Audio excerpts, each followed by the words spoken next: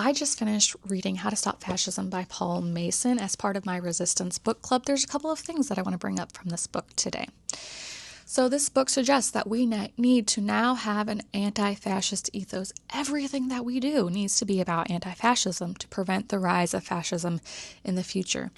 Now, fascism rises for different reasons each time it rises, but this book does say that they do believe fascists have a repression of childhood sexuality, which makes complete sense because they have sexual anxiety. What are they scared about? Homophobia, transphobia. They only want a man and a woman having a relationship.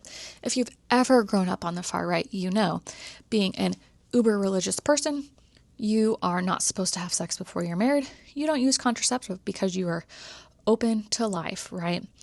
And you're basically not ever told or educated about sex because, well, they don't do that, right? You don't educate about that. You learn it on your own.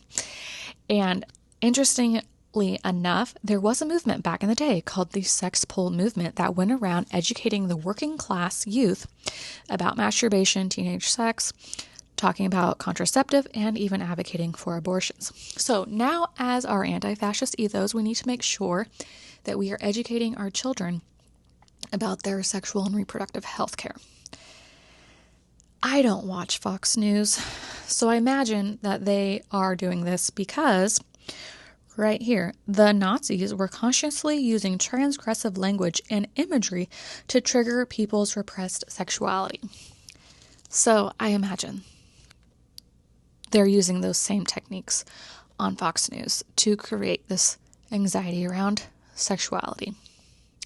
Education key. Education is the key. Education, education, education.